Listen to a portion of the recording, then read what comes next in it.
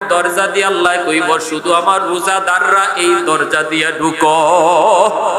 আমার বান্দা ফজরের নামাজ পড়ছে না, না তার নাস্তা বন্ধ করে দিও না। সামনে জোহরের নামাজ রক্ত আছে, জোহরের নামাজে আইতে দেরি, আমি আল্লাহ তার পিছনে গুনাহ মাফ করতে দেরি হবে না। জোহরের নামাজটা পড়ছে না, ফেরেশতারা কয় আল্লাহ দুপুরের খানা দিমুনি। আল্লাহ কয় সাবধান, রিজিক বন্ধ করবি না, রিজিক বন্ধ করবি না, কারণ আমার বান্দারে আমি বড় আদর কইরা বানাইছি। রিজিক বন্ধ করবা না। আর সামনে আসরের টাইম, আসরের নামাজে আইতে দেরি, আমি তার তওবা কবুল কইরা পিছনের গুনাহ মাফ করতে দেরি হবে না।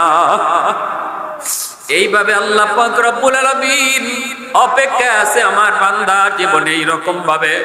সপ্তাহে জুম্মা আসবে, সপ্তাহে 6 দিনের মধ্যে তওবা নসিবে জুটছে না, আল্লাহ কয়